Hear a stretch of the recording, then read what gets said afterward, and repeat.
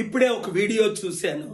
తెలంగాణ ముఖ్యమంత్రి రేవంత్ రెడ్డి మీద ఉస్మానియా యూనివర్సిటీ ఒక స్టూడెంట్ దాడి చేసి కొట్టినట్లు. అదే నిజమైతే నేను తీవ్రంగా ఖండిస్తున్నాను.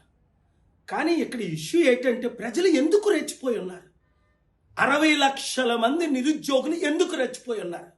4,000 ఇస్తానని 4 రూపాయలు ఇవ్వకపోవడం, ఉద్యోగాలు ఇస్తానని ఉద్యోగాలు ఇవ్వకపోవడం, వీళ్ళకేమో లక్షల కోట్ల ఆస్తి సంపాదించుకుంటున్నారని ఆరోపణలు.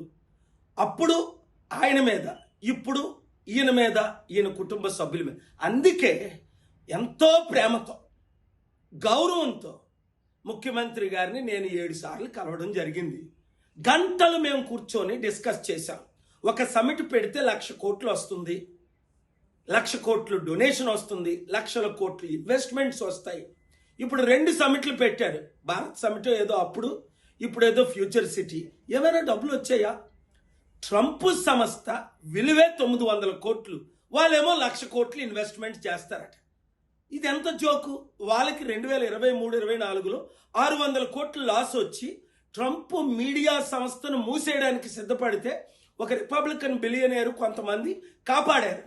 ఇలాంటి ఫేక్ అగ్రిమెంట్లు చేసి ఎంతకాలం మోసం చేస్తాం మనం? తెలంగాణని బంగారు తెలంగాణ చేస్తానని మాటలు ఇచ్చిన వారందరూ ఫెయిల్ అయిపోయారు. కనుక నిరుద్యోగులారా, చేయి చేసుకోకండి, ఎమ్మెల్యేలు కొట్టకండి. నాకు అర్థమైంది మీరు ఎందుకు కోపంగా ఉన్నారో, వాళ్ళు తరుముతున్నారు. ఎంపీలు కొట్టకండి, మినిస్టర్లు కొట్టకండి. కానీ వాళ్ళొద్దు, మనకి మార్పు రావాలి, చిత్తశుద్ధి ఉండాలి. 1-2 కులాలే వెళ్ళాల మనల్ని, మనం ఏలుకుందాం, మార్పు తీసుకొద్దాం. మీరందరూ గ్రూపులు పెట్టండి, క్యాంపెయిన్ చేద్దాం. ఈ వీడియో అందరికీ షేర్ చేయండి. అసలైన తొలి వెలుగు. ఫాలో వాట్సాప్ @తొలి వెలుగు official.